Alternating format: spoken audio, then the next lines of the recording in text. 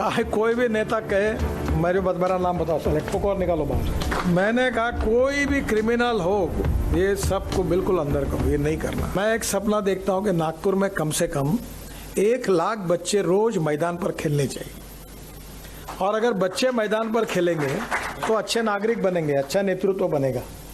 नहीं तो दिन भर बीड़ी सिगरेट फूकना, इधर जाके छपाटीगिरी करना, क्रिमिनल, बहुत गंदगी की बातें हैं।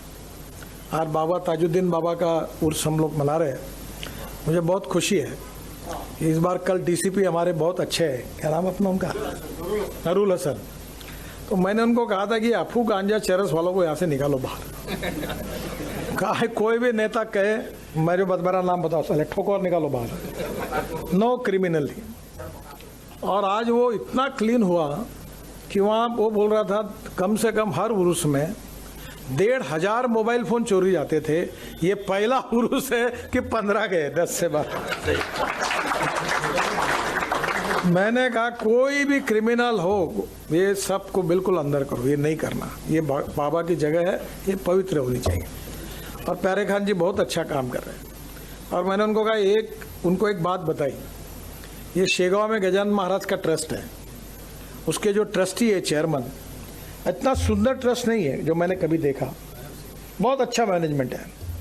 वो ट्रस्ट की एक विशेषता है कि मैं जब जब दर्शन करता हूँ और बाहर आता हूँ, ट्रस्ट में बैठता हूँ, तब उसके जो अध्यक्ष थे अभी गुर्जर गए, उनका लड़का अध्यक्ष है, तो हमारे लिए चाय लाते थे।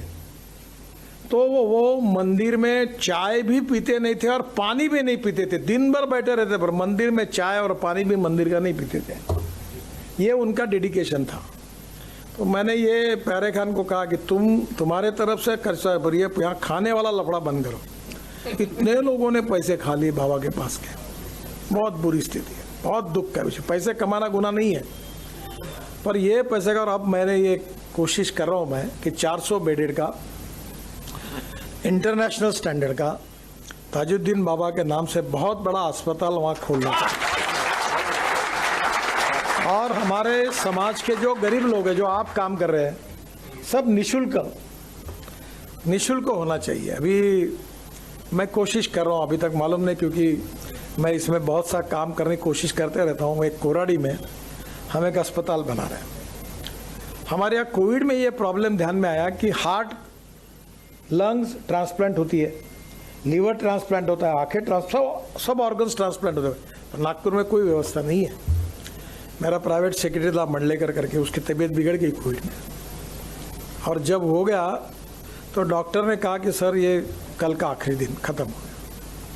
तो मैंने कहा चलो प्रयास करने चाहिए। तो हमने स्पेशल प्लेन लाकर एम्बुलेंस से उसको चेन्नई लेके गए MGM हॉस्पिटल में, और वहाँ वो अच्छा हो गया, अब एकदम अच्छा काम करता है, उसको नई जान मिल गई। तो हमारे यहाँ नागपुर में व्यवस्था नहीं है कि हार्ट ट्रांसप्लांट, लंग ट्रांसप्लांट, तो मैं केवल ये ट्रांसप्लांट करने वाला ही एक हॉस्पिटल, वो वहाँ की कीमत 30 लाख रुपए है। तो मैं चाहता हूँ फुकट में हो। तो अब ये बहुत अच्छी बड़ी बात है कि हमारे यहाँ काफ़ी डॉक्टर है। आज मेड़घाट में एक डॉक्टर मगर करके काम करता है। तो मैं जब ये कोविड के समय था तो हमारे यहाँ वेंटिलेटर नहीं थे, तो मैंने 500 वेंटिलेटर लाया, पूरे विदर्भ में अनेक अस्पतालों को डोनेशन में दिए। फिर ऑक्सीजन पैक, बाईपैक, ऑक्सीजन कॉन्सेंट्रेटर हजारों से लाए। तब ध्यान में आया कि हमारे पास कुछ व्यवस्था ही नहीं है। वो तो MBBS डॉक्टर को वो चलाना नहीं आता था, तो वीडियो पे ट्रेनिंग किया।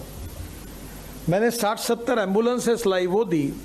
तब ध्यान में आया कि लोग मर रहे हैं, लोगों के पास सरकारी अस्पताल में जितनी अच्छी सेवाएं नहीं मिल सकती। और करसो तो एक बहुत अच्छा उदाहरण है, आंखों में आंसू आने वाला, कि हमने हमारी एक योजना में 40,000 लोगों को 40 करोड़ की सामग्री, किसी को व्हील चेयर, किसी को काठी, किसी को कान सुनने के यंत्र बांटे।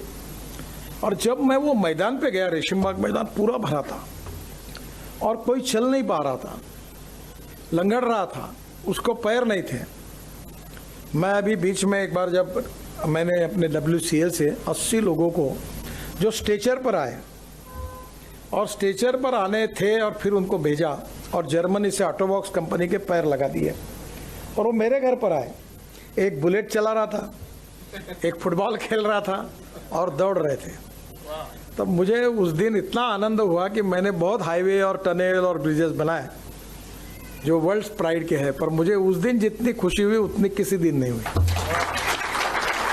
अब मुझे बहुत खुशी है कि आप फाउंडेशन के तरफ से ये काम कर रहे हैं।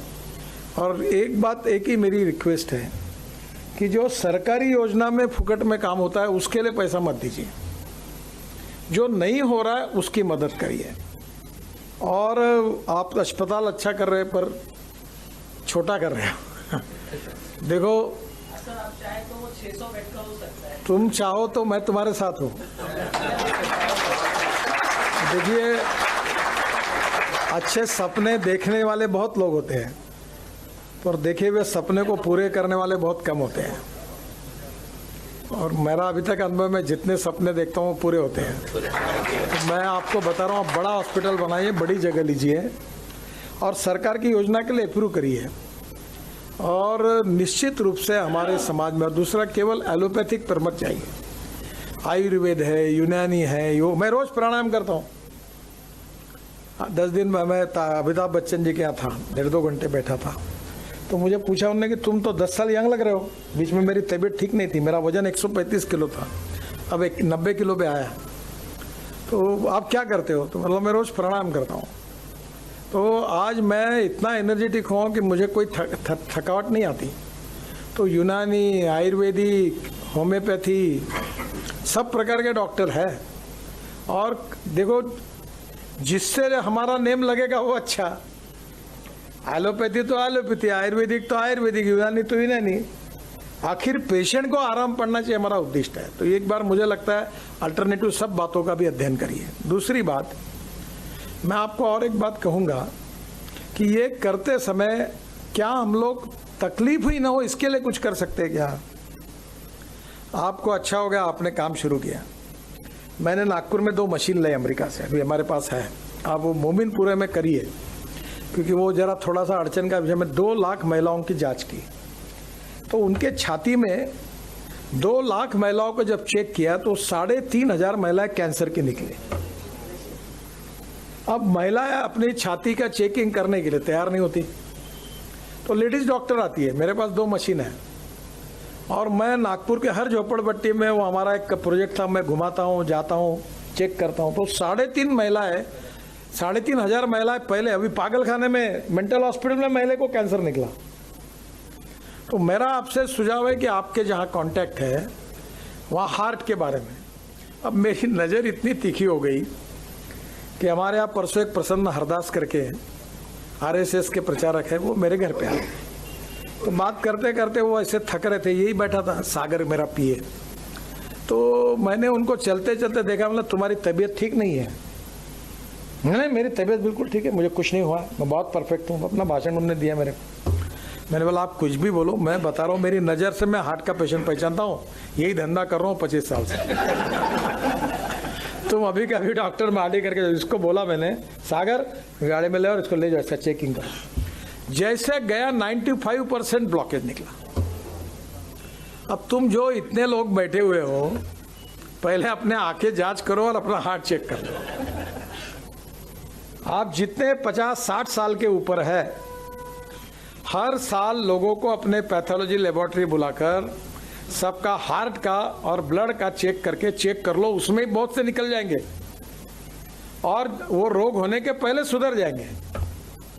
तो ये आज ये बहुत अच्छा, लोगों को आदत खराब होती है, मेरे को कुछ नहीं हुआ, मैं बहुत अच्छा हूँ, मेरे को कुछ नहीं हुआ, और एक दिन हार्ट अटैक आता है सुबह 10 बजे और 2 बजे खत्म होता है। तो जो 60 साल के ऊपर है उनको लाओ, उनका मेडिकल चेकअप करो, पैथोलॉजी टेस्ट करो और उनको काट दो। दूसरा आंखों के बारे में है, अभी फुकट में ऑपरेशन, इतने कैटरैक्ट के ऑपरेशन है कि बड़े प्रमाण पर कैटरैक्ट के बारे में अवेयरनेस ही नहीं है और गाड़ी चलाते हैं। एक मंत्री का, मुख्यमंत्री का ड्राइवर दोनों आंखों से अंधा था, एक केंद्रीय मंत्री का ड्राइवर, मैं नाम नहीं बता रहा हूँ आपको, वो एक आंखों से अंधा था, और मेरा एक्सीडेंट हुआ, 4 जगह पैर टूटा, वो भी कैटरैक्ट था। अब काशी साहब तुम रिटायर्ड हो गए, आपके पास सरकारी गाड़ी नहीं होगी, आपके पास होगी तो आज जाके घर जाके पहले अपने ड्राइवर को मेडिकल का आके जांच लो। सरकार में जितने अधिक वो क्या करते हैं, झूठा सर्टिफिकेट लाते हैं। हिंदुस्तान में बहुत आसान, 50 रुपए 2 सर्टिफिकेट मिलता है, वो परफेक्शन का ला लेता है।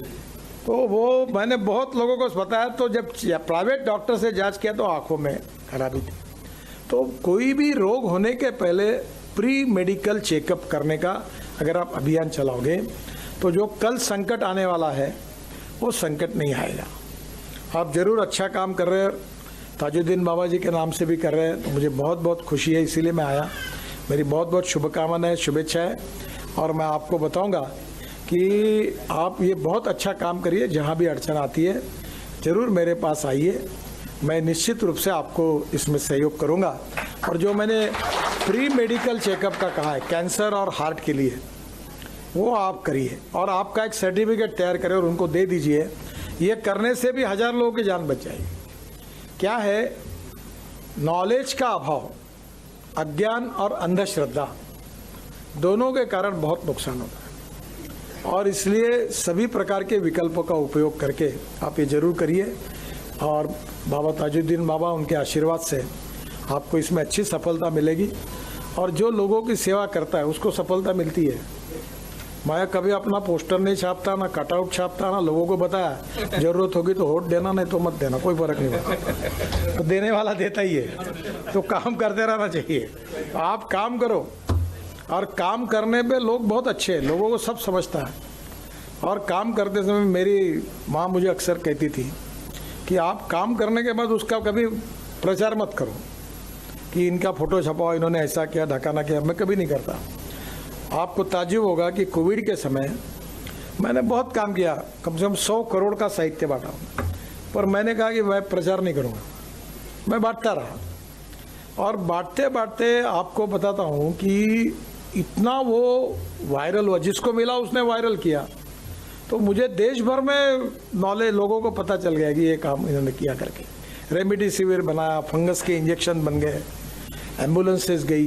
ये डॉक्टर मगर की बात मैं कर रहा था मेरघाट में, जो एम्बुलेंस दी मैंने उनको, उन्होंने एम्बुलेंस में अभी तक 1000 ऑपरेशंस किए, एम्बुलेंस में, वहाँ कुछ भी नहीं है। तो आप जो कर रहे हैं बहुत अच्छी बात है।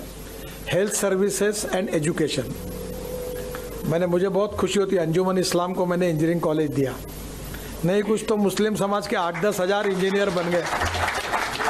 आज लड़की और लड़कियां इंजीनियर बने, अगर मैं वो नहीं देता तो बेचारे नहीं बन पाते, तो उनकी ज़िंदगी बन गई। अभी 1 नहीं 10 इंजीनियरिंग कॉलेज चाहिए, मैनेजमेंट के कॉलेजेस चाहिए, और ये करेंगे तो समाज की तरक्की होगी। और एक स्पोर्ट्स और कल्चर, 2 बातों में भी आप कोशिश करिए, इससे समाज बनता है। जो खिलाड़ी है उनको खेलने के लिए अच्छे मैदान होने चाहिए। रात को 6 बजे के बाद बच्चे 2 घंटे जाने चाहिए, स्विमिंग टैंक होने चाहिए। इससे हमारी नई जनरेशन बनेगी। और कल्चरल प्रोग्राम जो होता है उससे इतिहास, संस्कृति और विरासत का पता चलता है, और उससे जो स्पिरिचुअल भी बातें होती है, वैल्यूज़ भी होती है, उससे भी समाज बनता है उन संस्कारों से। तो आप ये चारों बातों को इंटीग्रेट करके काम करिए। मेरी बहुत बहुत शुभकामनाएं, शुभेच्छाएं, धन्यवाद।